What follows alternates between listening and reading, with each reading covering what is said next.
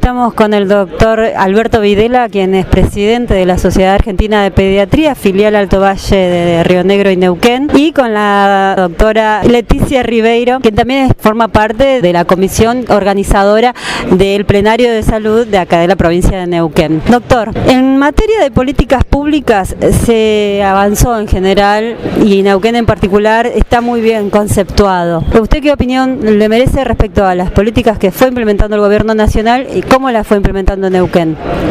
Bueno, Neuquén siempre fue una perla en cuanto a la salud pública con respecto a otras provincias. Lamentablemente desde hace ya bastante tiempo parece una perla negra, más negra que perla. Realmente el deterioro de todos los niveles de atención en el sistema de salud neuquino es notable.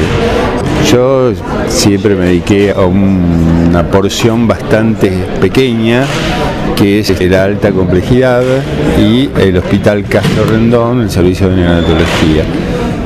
Bien, lo que vemos ahí fundamentalmente es que los equipamientos no se rompen y es muy difícil de repararlos, el flujo de insumos está muy disminuido, la planta física es obsoleta, antifuncional, promueve el hacinamiento promueve la infección intrahospitalaria. Esta planta física que tiene hoy la terapia intensiva neonatal está desde el año 74, 75, tuvo algunas reformas en cuanto a la funcionalidad, en cuanto a la mejor entrega de gases medicinales, oxígeno, aire comprimido, aspiración. Muy pocas veces el Estado neuquino invirtió en tecnología, ¿sí? La mayor parte, yo siempre dije, mientras estuve en ejercicio en el hospital, que nosotros subsistíamos gracias a las políticas de nación, incluso antes de las políticas de este signo, incluso en los gobiernos anteriores también hacían sus aportes, materiales que no eran de tan buena calidad por ahí, pero que nos permitían subsistir y cumplir con las funciones que teníamos que cumplir, porque realmente el Estado neuquino estaba muy borrado, muy declamando cosas, muy hablando de prevención, promoción, mientras tanto se deterioraba el primer nivel de atención, que es el encargado de protección y promoción, y si se deteriora el primer nivel de atención, imagínense cómo se va a deteriorar la alta complejidad y la internación en los hospitales de los pacientes que tienen cosas graves, importantes, que son dependientes de la tecnología, de recurso humano altamente capacitado, de procedimientos específicos. De todos modos, las estadísticas dicen que Neuquén es una de las provincias con la tasa de mortalidad infantil, por ejemplo, más baja. Ya no es cierto eso, En este momento la tasa de mortalidad infantil de Neuquén está en el medio. Hay 12 provincias u 11 que tienen menor tasa de mortalidad infantil que la nuestra. ¿A qué se debe exactamente que aumentó la mortalidad infantil? Mire, todo esto es multifactorial. De todas maneras, esta es la cifra de un año, ¿no? Tampoco, así como uno dice una golondrina no hace verano, acá hay que ver un poco la tendencia, no hay que quedarse solo con que este año, que en realidad es cifra de 2013, ¿no? Porque las estadísticas van atrasadas. Sí. Bueno, muchos factores hay en esto, ¿no? Esto es polifactorial. Es decir, si uno hace un análisis frío y mira estadísticamente las cosas que pasan, ve que aumentó la cantidad de nacimiento de niños prematuros, porque son el objetivo de tratamiento del servicio de alta complejidad en el Castro Rendón. Aumenta el número de prematuros extremos, y esos chicos se mueren más. ¿Sí? Normalmente, si yo digo, bueno, mi población es más vieja, va a tener más mortalidad que una población joven. ¿Me explico? Si yo tengo dentro del grupo de la infancia un grupo de altísimo riesgo que se me incrementó, nacieron más, se van a morir más, por un lado. ¿Sí? Por otro lado, ¿cuánto? Pero en el promedio, entonces termina siendo lo mismo, o igualando, porque se mueren más, pero nacen más.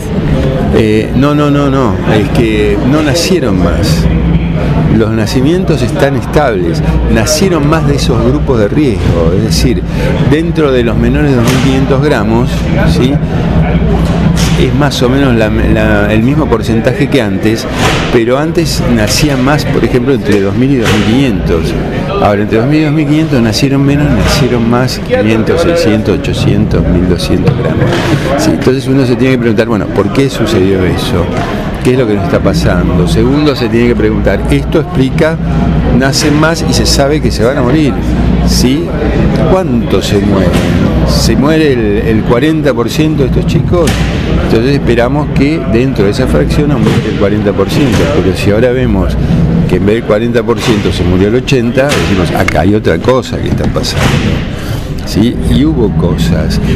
Si uno analiza fríamente, como se analizó desde el Estado, los números, ¿qué es lo que vieron? Que si hay menor captación del embarazo, captación más tardía, aumenta la mortalidad. Eso se supo desde siempre. Si hay mayor gente que no se controla el embarazo, va a haber mayor mortalidad. Eso se supo desde siempre. Lo que no se analizó es por qué hubo menor captación, por qué la gente no se controla el embarazo. Y acá hay que tener en cuenta que hubo 8 meses de paro. ¿Sí? 8 meses de paro, y que después se solucionó eso de un día para el otro, dando los reclamos de los trabajadores. ¿Por qué no lo arreglaron 8 meses antes? Tiene que lesionar a la población. Eso realmente enerva también que se mientan las cifras. Había un médico que decía, las estadísticas se pueden torturar hasta que confiesan. Y sí, acá las torturaron, sacaron a los menores de 500 gramos, y por eso la mortalidad infantil la informaron más alta, pero no todo lo alta que era, ¿sí? Yo estoy de acuerdo con que los menores de 500 gramos tienen muy poca chance de sobrevida, casi ninguna, aquí en Neuquén. Ahora, la mortalidad infantil, por definición, los incluye. Si yo saco los menores de 500 gramos, eso, ponerle otro nombre, no es mortalidad infantil. Estoy de acuerdo con que meter a esos realmente impacta demasiado negativamente las cifras, pero eso no es mortalidad infantil. La mortalidad infantil lo incluye. ¿Sí?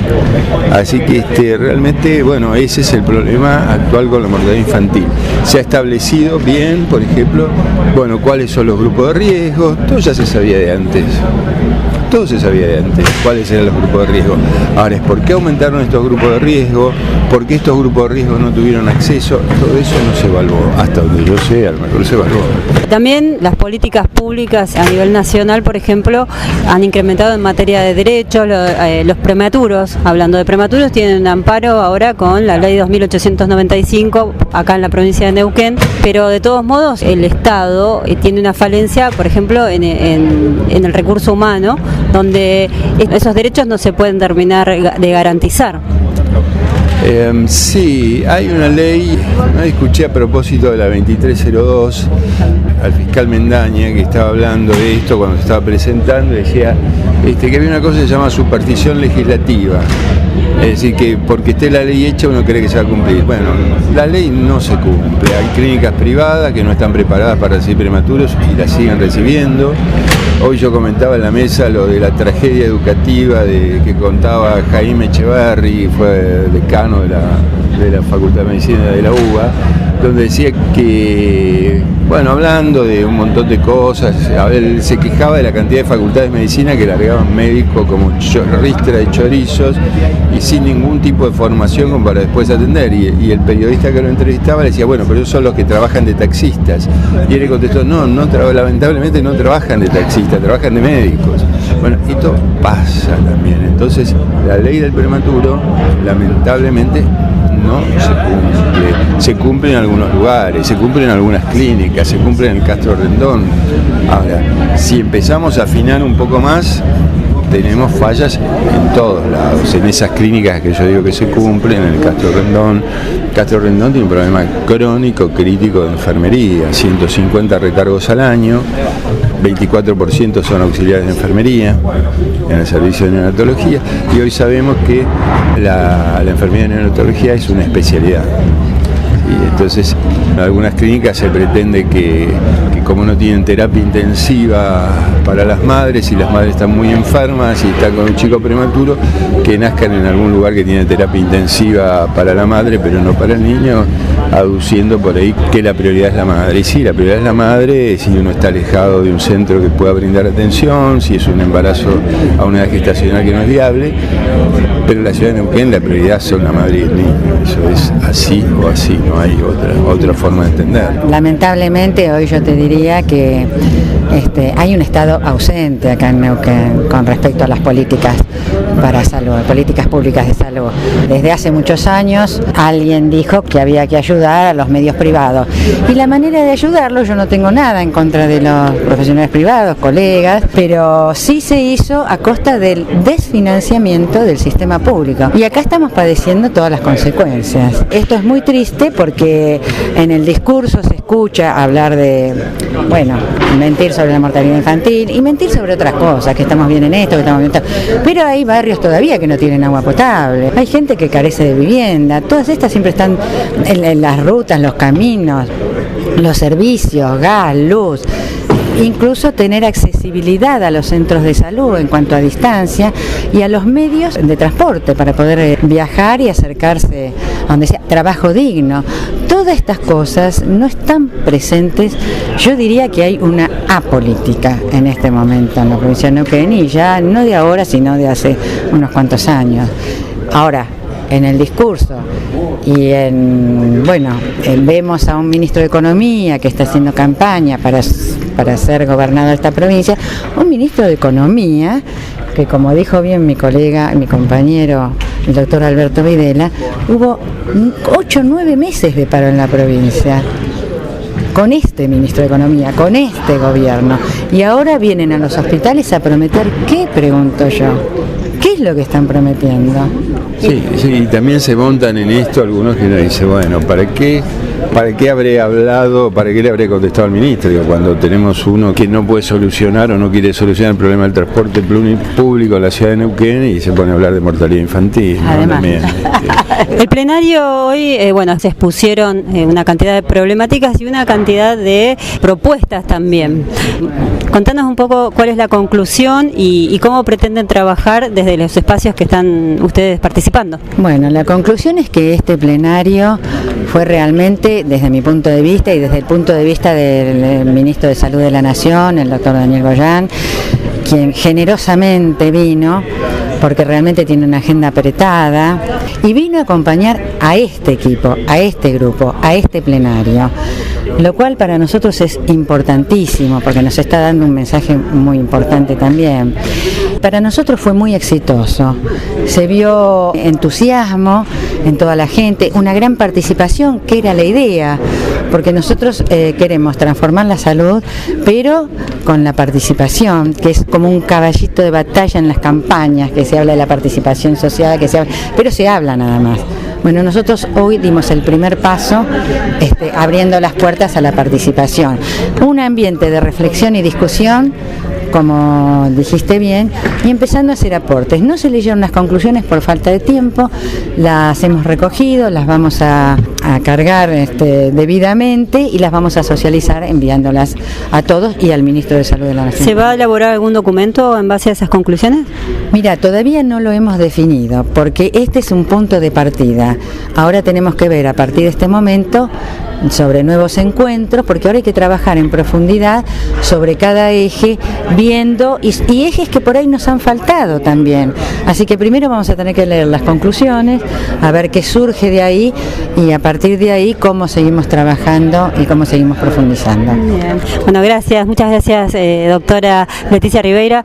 Doctor, ¿alguna conclusión de parte de la Sociedad Argentina de Pediatría o en particular de parte suya? Bueno, acá estoy como Alberto Videla, coincide y no me puedo desprender de que estoy en la Sociedad Argentina de Pediatría. La Sociedad Argentina de Pediatría es una asociación sin fines políticos, sí de política sanitaria, pero no político como se entiende vulgarmente, político partidario, no es político partidario, así que estoy personalmente acá, o sea que las conclusiones que puedo sacar son mías propias.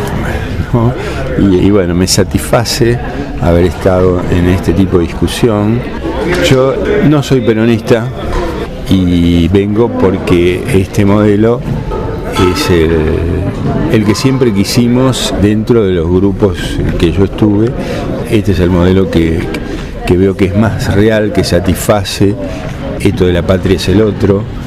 Tiene que ver con una formación también familiar, personal, ideológica, religiosa de la familia, por ahí, ¿no? Todas las cosas que uno tiene los bagajes que tiene. Entonces yo veo que acá se trabaja con alguna finalidad y un objetivo, siempre luchando por el hospital público, por el servicio de neonatología del Castro Rendón. He ido en otras épocas a reuniones de otros partidos a presentar nuestro proyecto, porque el que gane, el que tenga el mejor proyecto, que creemos que por ahí es el nuestro. O que vea nuestras necesidades. Y lo que veía en esas otras reuniones, vos has estado en algunas, sí, es que la mayoría de los que iban ahí eran buscando un puestito a ver que si podían rapiñar algo. Y acá yo veo que no es así. Exacto, acá estamos todos como dijo el doctor Videla alguna vez, nosotros los que trabajamos toda la vida en salud pública, en el sistema de salud pública, ya no hablamos de que llevamos la camiseta, sino que tenemos tatuada la salud pública. Tatuada sería la camiseta del sistema público. Exactamente. No la llevamos puesta. Bueno, había una frase del doctor Ramón Carrillo, que la salud es una decisión política, sí, ¿no? Y había otra frase famosa del doctor Carrillo que decía algo así, que como habiendo tanta desigualdad, miseria, los microbios eran una pobre causa de enfermedades. Exactamente. Les agradezco mucho la entrevista. Muchas gracias. Muchísimas gracias a vos.